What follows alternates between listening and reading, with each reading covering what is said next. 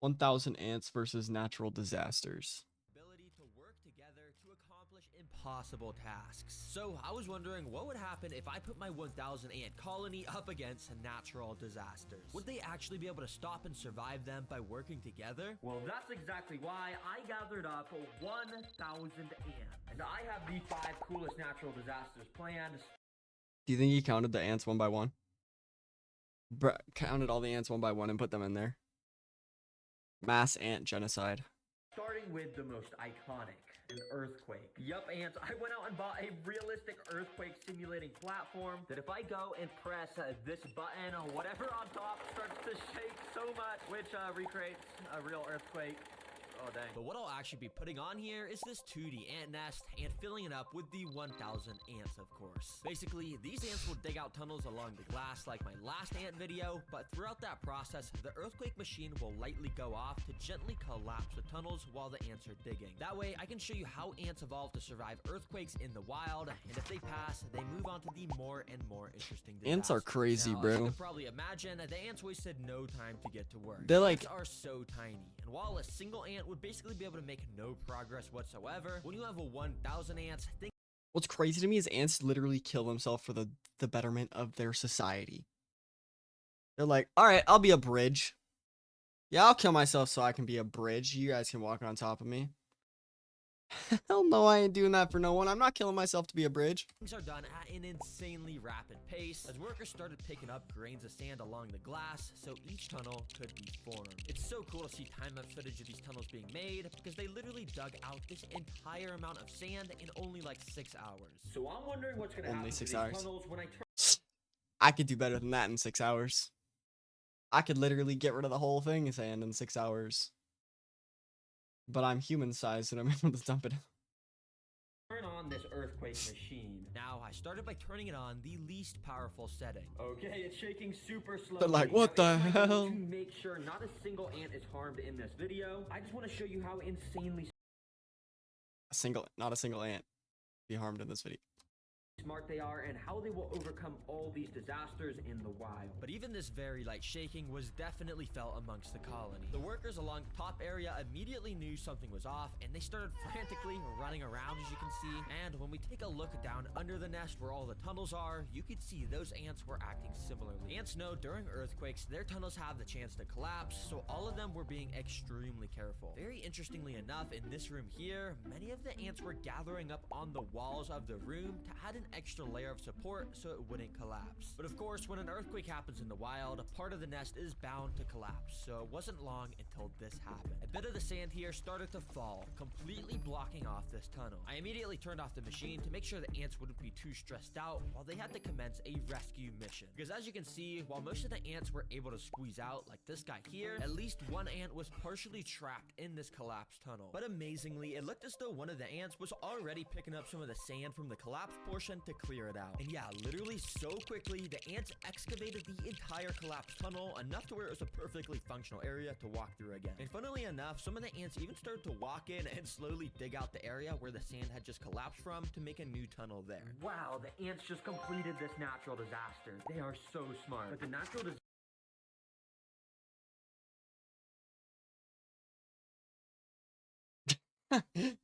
Wow, the ants completed this natural disaster. They are so smart. disasters are designed to get more interesting as the video goes on. So next up, we got a sandstorm. Yes, ants, you heard that right, and this will be taking place in the separate desert enclosure. A sandstorm? They're all dead. Yes, we need to have a separate tank so that way I can make this sand blow around like crazy to replicate a real sandstorm. And along with this blow dryer, I've also got all these fans that clamp to the walls, and I can just set up to constantly blow the ants back. For the ants to be able to pass this disaster, they're gonna have to do something like grab onto each other's bodies or something to be able to push past this intense wind. And if they can make This isn't real life scenarios. You need to put these ants through even worse. You need a whole sand cyclone. You need to get a fucking leaf blower, put it right above it, and just fucking launch them all to the side.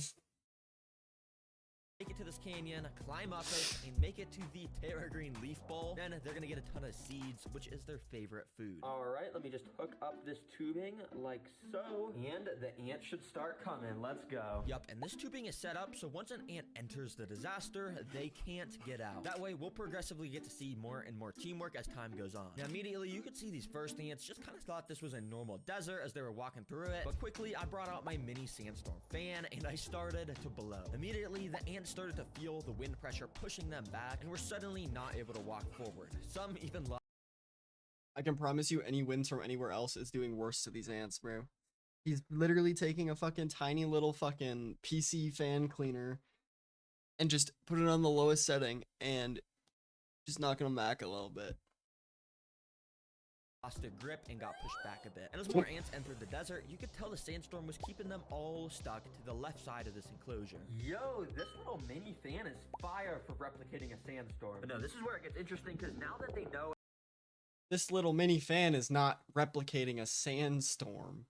This little mini fan is replicating you blowing air on them with... a sandstorm is brewing, how are they gonna figure out how to get to these seeds? Well, let's see. While most ants kept trying to just walk forward and getting blown back, interestingly enough, many of the ants were gathering up in this back area here near the sticks. And many of them were actually starting to climb onto the sticks. You see, the fan doesn't really blow Did the I ants back forget? if they're walking on sticks, since there's just so much of a better grip on there. But Forget yeah, the what? second they climb off and stand on the sand again, they'll get blown back, as you can sandstone see. is a But the gusset ants were anyway. starting to learn I that don't they needed to care. stay on the sticks. So many started to gather up and march towards the right side where all the seeds were located. In fact, this ant was making it dangerously close to the seeds using the stick method. And well, he was able to make it to the little rock canyon and almost was there to the seeds. This ant's gonna get launched. Oh my gosh, this ant climbing right now is a beast. I am blowing this fan max speed on him and he is just stuck to this rock. And as I let my guard down for literally 1 second, this dude made a dash for the seeds, literally running straight towards it, and well, he made it in. And he looked so happy to have gotten those seeds. He was just dancing around in there. Yo, this ant is crazy. I didn't even have time to blow him back when he got up into this area. This guy's soft on the ants. I'm paying attention that whole time. I'm watching. I'm watching as hard as I can. And I'm taking a leaf blower and blowing it straight down onto... Once the ants passed a disaster, I gathered them all up and put them back into the nest. And I gave them the food prize, which of course they started to take down into the nest over the next 5 minutes. But ants, I'm not gonna lie, this natural disaster was kind of easy to pass. But if we really want to learn about how ants survive, well, we gotta go to our third natural disaster, a flood. Yup, and as you can see, I've built another custom tank where the flood is going to be getting simulated. I know there's no water yet, but you'll see how quickly that changes. For now, all you gotta know is if the ants make it all the way to this leaf ball, they'll once again get rewarded with tons more seeds. These ants have no idea what's Tons more seeds. Puts about 7 seeds in there. 7 total seeds. about to hit them. Let's connect this tubing so these guys can start walking in. Quickly, the ants started to make their way in. But before the ants had any time at all to take in their surroundings, I had to activate the flood. So to make the flood happen, I gotta go down here to this little bucket, plug it in, and then out the end of this tube. Oh yeah, water. Oh shoot, water's coming out. Okay, I just gotta carefully. Oh, move that over there. Oh, okay.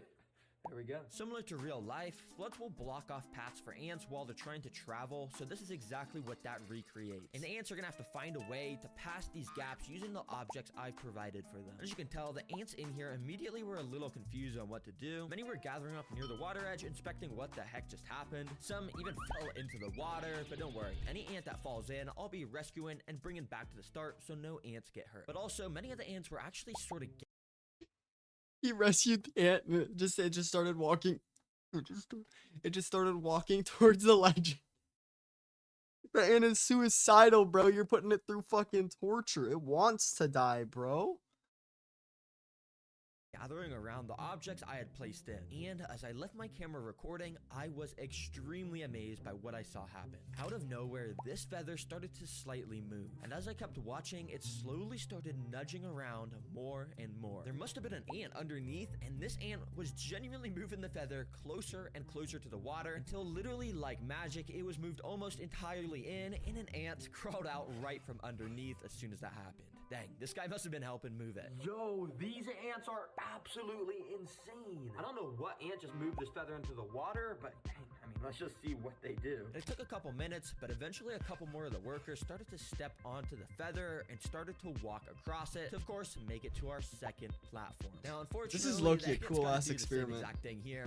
Sorry, guys, I know you already did it once. But to my surprise, the ants literally wasted no time to start gathering around these feathers and directly in the area under them. And while it took a couple hours, eventually my camera caught this same exact thing happening. The feather slowly inched towards the water until, well, it had made a bridge across almost. Let's go, ants. Now, I did help them a little bit by just moving the feather up onto this platform, but for the most part, they The ant actually is were about to moving. die. It didn't take long till our first worker stepped onto the final platform and climbed up into the leaf dish to claim their seeds. All right, well done, little ant, and here is your guys' reward. Well, guys, if you want even better food, you're gonna have to complete this next natural disaster, which is a blizzard. And Yo, guys, brother, this give is him gonna be more happening in your seeds. nest. Be prepared. Yup, this blizzard will be taking place inside of the ant nest so we could study how ants handle the cold in the wild. Now, obviously, I can't just go and dump a ton of snow on them. That would totally just freeze them all. Instead, I've actually got some ice cubes, which I'm gonna go and just plop on this.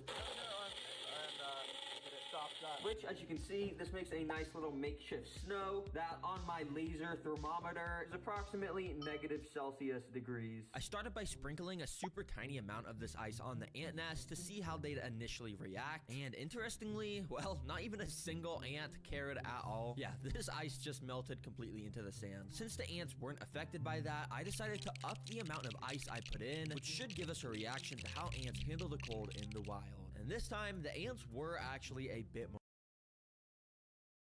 They die. more interested in the ice, with some of them even crawling on top of them. But the most fascinating thing I had noticed was how much the ants had started to slow down their movement since the start. Thankfully, all the ants are doing just fine still, but if you look very closely, these ants, for the most part, have slowed down so much. I mean, look at how slowly some of them are moving. Yup, this is one of ants' special abilities. Because in the winter, when it starts to snow and the temperature drops drastically, the ants are basically biologically built to start moving slower. That way, they can conserve as much energy as possible and go hide deeper underground. So yeah, in the wild, That makes so much sense why I don't see ants in the winter. Because according to this guy, they're invincible. They don't get harmed in this video.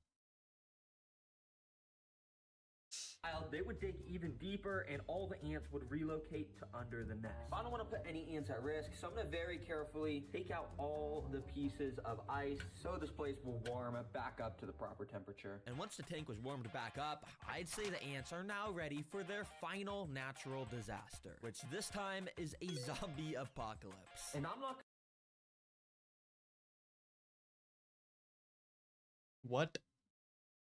gonna lie, this is probably gonna be the most interesting to watch because I've got 3 different types of insects that, in a way, is going to represent a zombie apocalypse. Now, our first insect prey is, well, zombie grasshoppers. Yes, these are grasshoppers that Petco sells that are literally like half decomposing and meant for feeding animals. And I'll be bringing them back to life and moving it in front of the ants to see what they do. And to make the ants swarm this even more, I'm gonna dip some of it in this brown sugar water. And yeah, this is gonna make it super tasty. Without further ado, let's get this in here. Now, immediately after dipping this in the nest, I started to do a really good, accurate job of moving this around to act like it was alive. And I think the ants were falling for it because you can see they quickly started to climb all over it. And if you also look closely, the ants were actually grabbing onto this thing with their insanely strong mandibles, and they were injecting their venomous stingers into it. Which is kind of unnecessary. This thing is already long gone, but I guess I'm just doing such a good job moving it around that they think it's actually a real zombie grasshopper.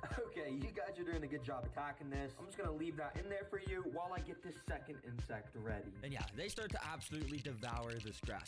But anyways, our second insect Yo, I food look, you is want to see if this. it like They're gets called like wax eaten. worms, and they're a staple food for ants because of how Oh my fucking squishy god. they are. Oh my Yeah, fucking they god. just look so weird. So that's why I'm putting them in.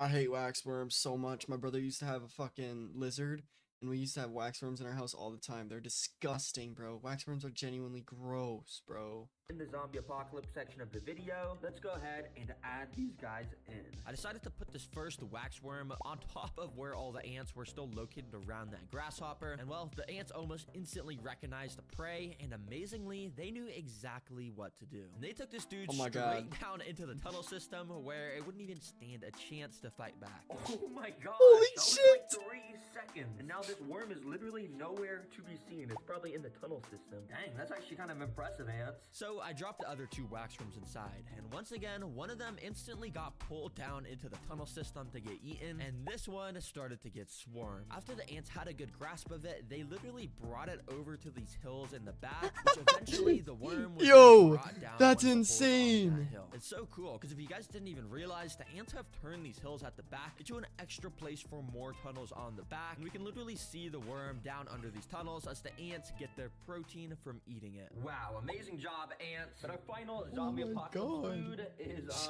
flightless fruit flies. But I'm gonna be dumping so many on the ants, so it's like a proper zombie apocalypse movie with how many zombies there are. Even Dude. though, yeah, these are zombies. Yeah, these are flightless fruit flies, and if you didn't already know what they are, well, they're flies that can't fly. It's always so funny to me to say this in videos, because seriously, like, how are you a fly that can't fly? Come on, bro. Okay, anyways, I got about 100 of these flies, as you can see. So let's dump this Fruit flies zombie are apocalypse disgusting. on these ants.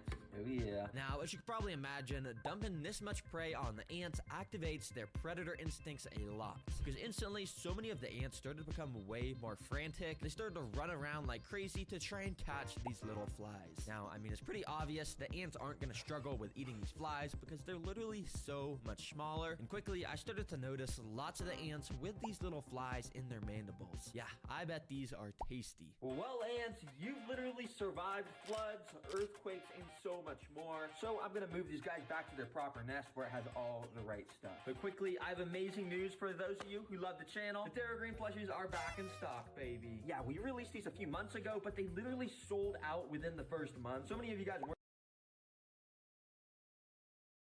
Yo, that's a good video. That was a good video. I like that one.